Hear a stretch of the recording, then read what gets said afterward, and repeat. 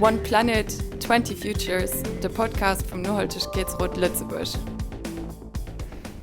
Hi, das ist Cédric Reichel und das ist die zweite Episode vom Podcast One Planet, 20 Futures vom Nohaltegkeetsrot Luxembourg. Ich begleite euch durch die 20 Episode von diesem Podcast, wo wir darüber schwätzen, wie Luxembourg wirklich nachhaltig kann gehen, für das Planet für uns alle gut durchgeht, aber was auch konkret Aktionen sind, die wir alle gut können holen, für dazu zu kontribuieren. Und für heute habe ich meinen Invité, der Francesco Sarracino. We will now switch into English. Thank you. No problem. Welcome to the podcast. Thanks for joining me. And I would like to start with presenting you with three information on you, three facts. But you can also correct me, and you can add one if you think something else is very important to know about your work and about you. So, first of all, you're a senior researcher at STATEC.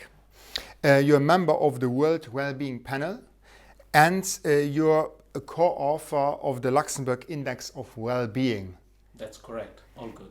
That sounds very interesting. So we will talk about well-being today, about health and how it's linked to the GDP, if it's linked to the GDP. Mm-hmm. I think we will talk about that. Yes. Is there something else you want to add? I think that's pretty good. I'm very happy to be here today. Thank you for your kind invitation, and I look forward to our conversation today. So, in one of your recent articles, I saw the headline, Why People in Luxembourg Are Not As Happy As They Could Be and What We Can Do About It. That's provocative. Well, yes, that's actually a request that came from the editorial board of Forum because they were actually surprised by one of the results of our latest report on quality of life in Luxembourg, the Bien-être. And so they asked me to intervene and say something about that. And very briefly, I think that the reason is that the quality of growth matters. The way we achieve economic growth matters. Economic growth can make for healthy society, cohesive societies, or can destroy the bonds that keep people together. When this happens, it's likely that it will destroy quality of life. So what's going on in Luxembourg?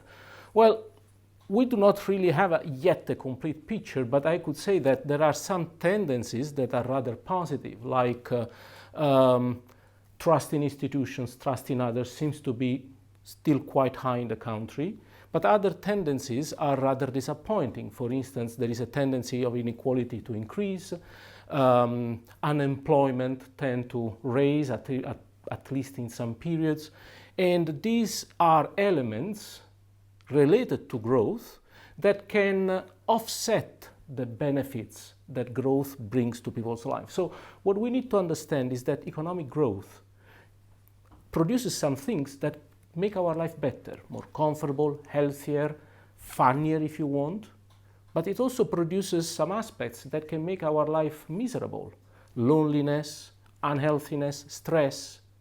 So the balance of these two, plus and minus, is then what determines the impact of growth on well-being. So it's not automatically given that more growth is always better for well-being. It depends. What is your vision for the future? How much time do we have? One sentence. One sentence. I think that we need to prioritize social and environmental sustainability over economic growth, especially in mature economies. And this means targeting directly what matters for people's well-being. And we now know a lot about what matters for well-being. We know that good social relations matter, health matter, having a job matters, enjoying free time, having good quality public and green spaces matter.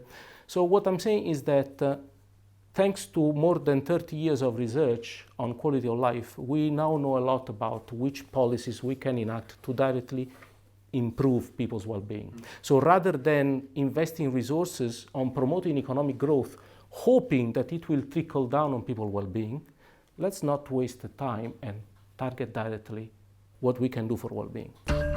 Tro vom Nohaltegkeetsrot. Can you elaborate on the links between well-being and sustainable development?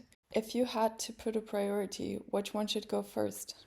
Well-being and sustainable development are perfectly compatible. There is no trade-off between the two. And if you ask me, what I suggest is that we need to prioritize people's well-being in order to be socially and environmentally sustainable.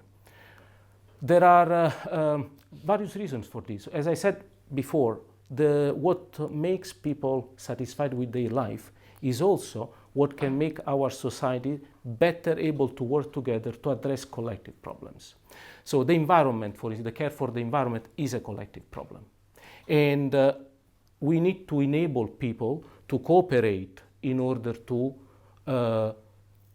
protect the environment, protect social resources. Think about the pandemic. What we learned during that period. We learned that countries where people were more able to work together, to trust others, to trust institutions, were also those that fared the pandemic better than other countries. That's because there are some problems, like the environmental ones, that cannot be tackled by any one of us. If you are worried about the quality of the air, what can you do? As an individual, you can install a filter to purify your air. But I'm also worried. What do? I install another filter. And also those that are listening to us are installing filters. The sum of all the filters that we are installing ends up worsening the environmental quality. We will probably protect ourselves and our dear ones, but the sum of our actions will worsen the environmental problem. So there are some problems that are collective and they need to be treated collectively. That's why I'm saying we should prioritize well-being. One of the ways to do that is to promote social relations. Promoting social relations is a durable way to improve people's well-being. People with richer social lives are happier, and as advertising experts know, happy people consume less than others. People with more social relations have more opportunities to build trust in others, to build trust in institutions that are all necessary for cooperation. And last but not least, people with richer social lives attach less importance to social comparisons. What are social comparisons? Is the term that economists use for envy, which is a powerful engine of consumption. So investing in social relations shuts down an important engine of consumption. This is a strong way through which promoting social relations will benefit well-being and will promote social and environmental sustainability, thus starting what I call the virtuous cycle of neo-humanism.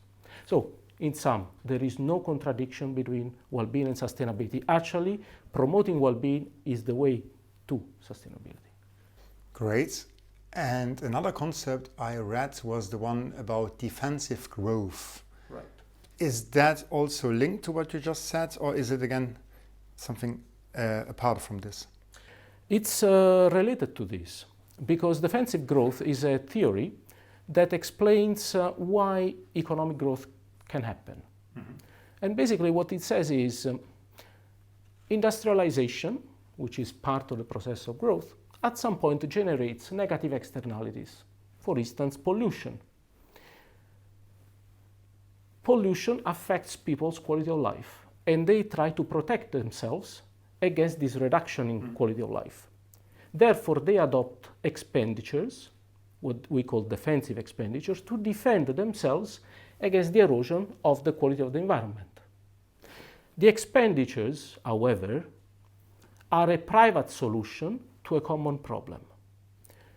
This private solution protects me, but does not solve the common problem.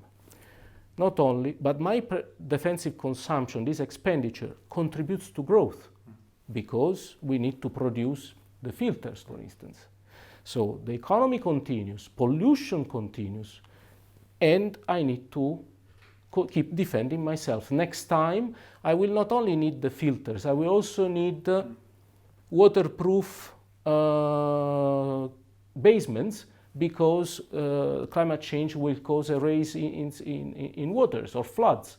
So we need to protect ourselves against floods, and so on and so forth. So this is a vicious cycle, again, in which growth produces negative externalities. Individual attempts to protect against negative externalities fuels growth, in a self-reinforcing loop. Think about the consequences. If we need to protect ourselves against negative externalities with individual solutions by purchasing filters, we need to work harder in order to raise more money. Money becomes more important in our lives because what we can or cannot do depends on how much money we have. If you can install triple glass windows or not, depends on how much money you have. This puts also a lot of pressure on your life, making you miserable, giving you little time to dedicate to the other things you care in life, to your family, to your friends, to your passions. And again, the more lonely you feel, this contributes to economic growth. There is the booming loneliness industry, and so on and so forth. So defensive growth is basically a mechanism that explains why the economy can grow and at the same time not deliver better lives. And why also we can have unsustainable trends, both environmental and social. Environmental, I'm describing because we have direct pollution. Social, because if we have little time to dedicate to others, to our passions, we also do not have time to build trust in others, to cooperate, and to build a network of relations. Top flop. This is the perfect moment for the top flop. So what don't you want to hear anymore? I don't want to hear anymore that economic growth is what we need to improve people's well-being. There is one number that comes to my mind, which is 500. Okay. 500 years is how much time we need for an increase of 1% in GDP to improve life satisfaction by 1 point. So if you say, well, economic growth is the way to improve people's well-being, very well, how much do we need of it? If we increase it by 1%, it will take 500 years to have a substantial impact on people's well-being. Where does this number come from? These are sophisticated studies run by economists, most notably Professor Richard Easterlin from the University of Southern California, and my colleague Kelsey O'Connor, who works at STATEC. The two have analyzed long time series of data from all over the world, both rich and poor countries, and they have put in relation the trends of one variable with the trends of the other variable to establish the association between the two. And what they found is that if there is a statistically significant association between growth and well-being, it is very weak. And if it is not only weak, it also is economically negligible, because saying that it takes 500 years for 1% growth to improve well-being by 1 point, it means that it's economically irrelevant. So it's better that we dedicate to something else our efforts to improve human experience in this lifetime. So what is an alternative to our current economic model of permanent growth? It's a model that, rather than prioritizing markets, prioritizes people and their needs. What is that people need? People need time for themselves, for their families, for their friends, for their passions. They need jobs, because jobs give them the means to live, gives them the possibility also to feel recognized as human beings, as part of the society. They need green spaces. They need health. So we can give all these directly, especially in mature and rich economies like the one in which we live.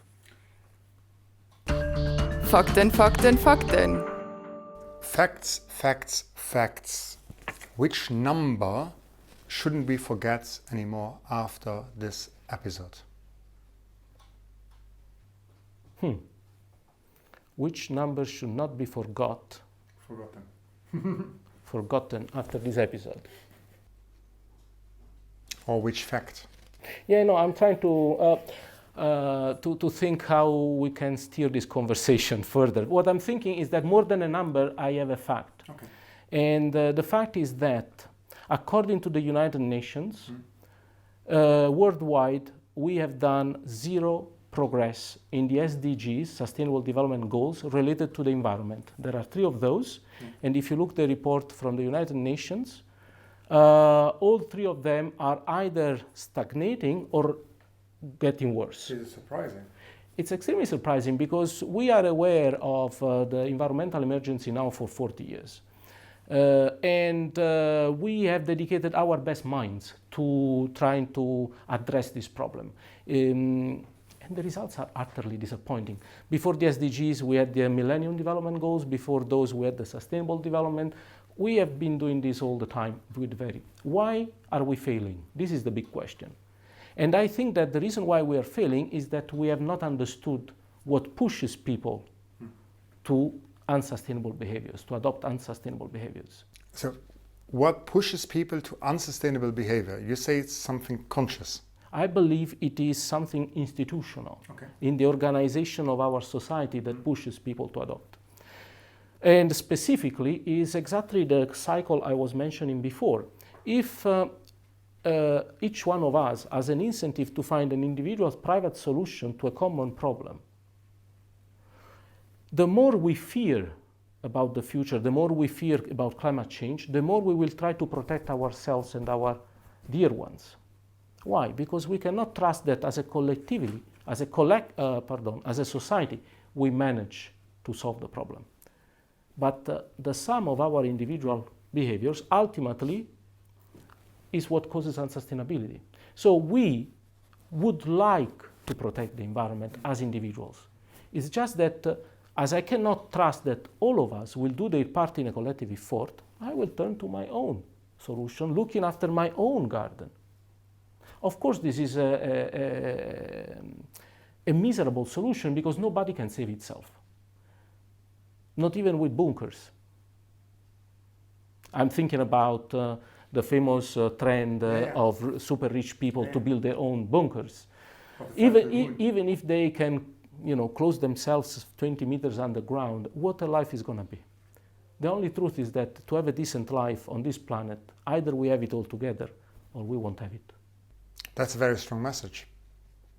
Because that's not the way we grew up. I know, because the other thing is that the traditional message is always that we are individuals, we are not a society.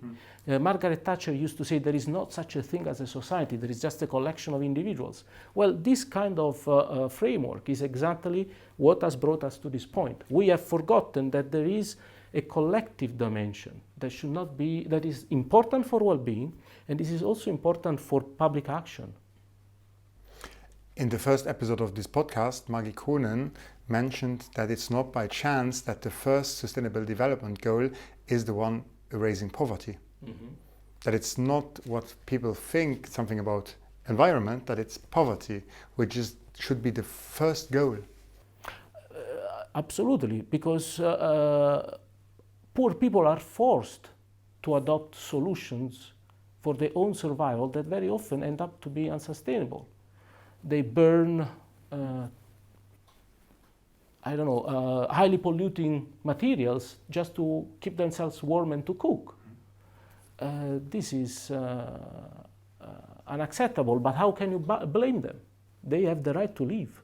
And this is the big problem, that we are forgetting that humans have a right to live, have a right to shelter, have a right to food. This comes before the market. You mentioned before the PIB bien-être, which was also in the media. Was it enough in the media? Do you think that politics really reacted to it? It's a suggestive question. I'm aware of this. I will reply to the first part of the question. I think that it's not enough in the media. I think that it's not debated enough.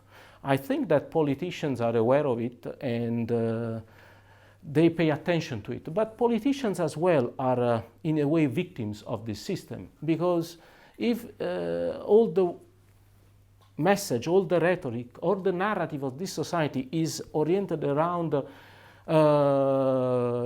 growing economy, having more of everything, obviously that the politician pays attention to that. Because if he does not deliver more, he does not get re-elected. So we really need to change the narrative of what it is, that it means progress. An economic growth an economy that grows because of the negative externalities it produces, is not a synonym of progress. So we need to change that. But why is the message more community, more society, less solitudes? Why is that not strong enough? Because it's also kind of growth. If I know that I will be less alone, if I know that I will have more shared goods, if I will have access to more goods because I don't have to own them on myself all, it's also kind of growth. It's kind of growth, but it's a different growth, and it could be a slower growth. Slower. It could be a slower growth, if not a zero growth. Because what I'm saying is that, for instance, promoting well-being contributes to productivity, for instance, and productivity is an engine of growth. Most people believe, we should promote well-being because then my employees will be more productive and I will make more profits. And what I'm saying is, no, let's promote well-being because our higher productivity can be used to work less while leaving our output unchanged. And this does not mean reducing quality of life.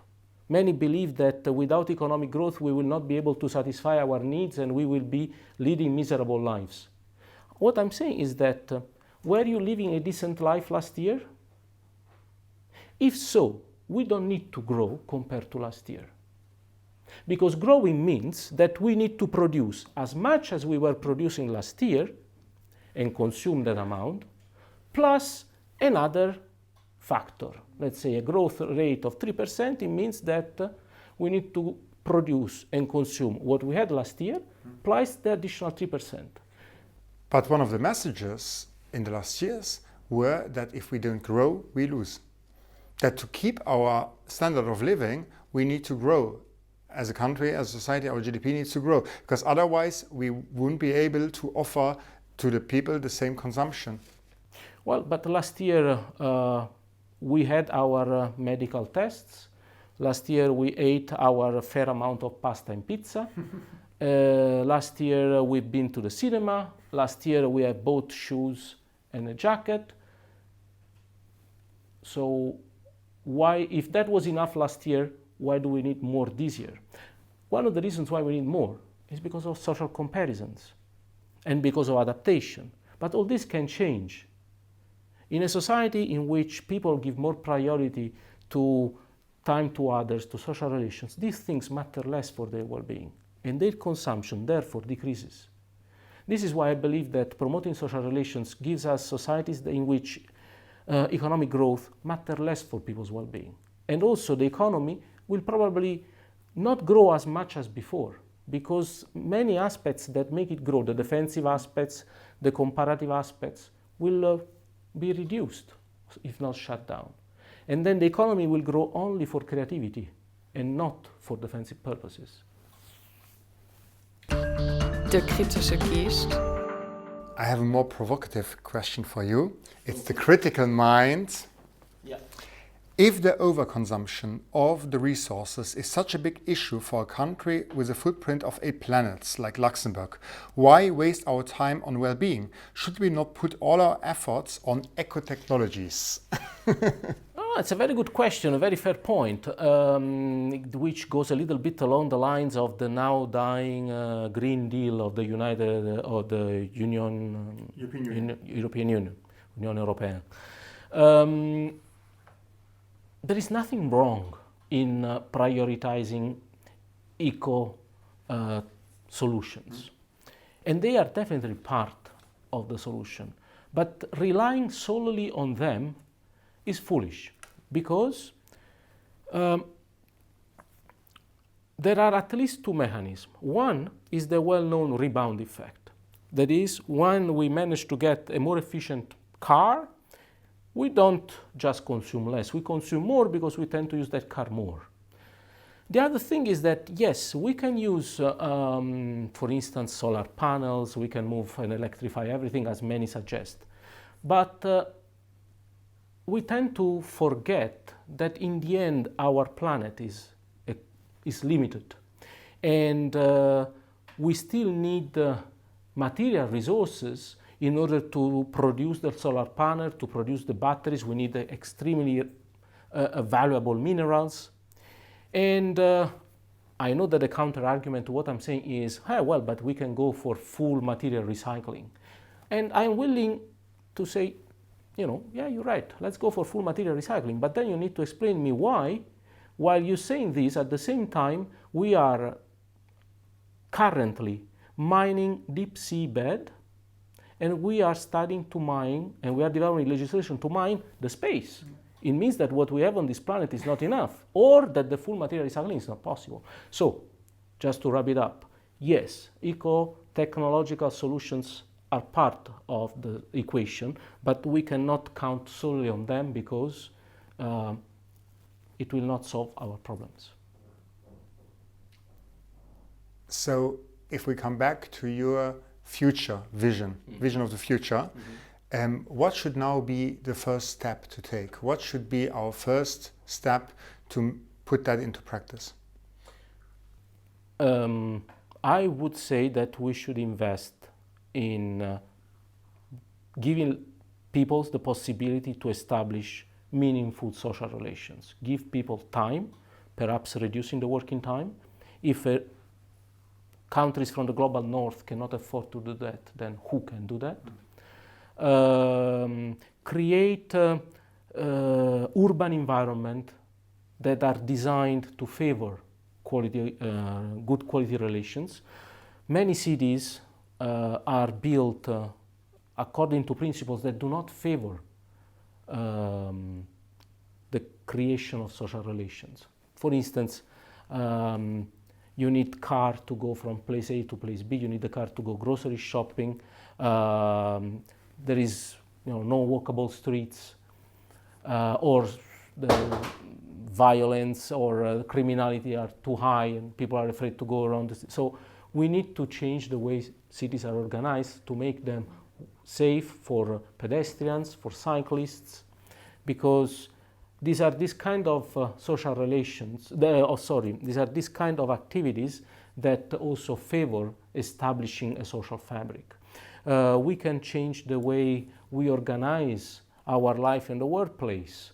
In many companies, the big motto is, be competitive, work hard, play harder, and but all this just creates huge conflict, huge stress, and we see this everywhere. This is why another booming market is the well-being on the workplace, and I guess you are very well aware of this trend. I think you work in this field, right? Yeah, a little bit, yeah. At school, we do the same. For many years, we've been teaching children that they should learn this notion because then they are going to become labor force. And they will be evaluated as a single children. And I've progressively come to neglect their ability to be good citizens, their ability to cooperate, to help others. We have just come to say, okay, all that matters is this. And also, we have come to say, your voice does not count. You want to go to the toilet, you ask my permission. You want to learn, you want to learn about whales? No, you need to know about history, and specifically this kind of history. So children have no participation in decision making either. This creates a workforce that is used to receive orders. But this is a workforce that could have worked, perhaps, in the 19th century, in mines, but not in the future, not in the society where we have artificial intelligence that gives us any answer we want. The problem when artificial intelligence will be spread is to understand to what extent it is telling us stupid things, to what extent it is useful, and most importantly, the problem will be to be able to ask artificial intelligence the right questions. Yeah. So that's the critical spirit that we should teach to our children, and their ability to work together with others, because this is what matters. Before becoming workers, they need to become citizens, and they need to be, I hope, at least for my children, that they should be happy citizens. I don't know if I asked the right questions today, but I know that your answers were very interesting.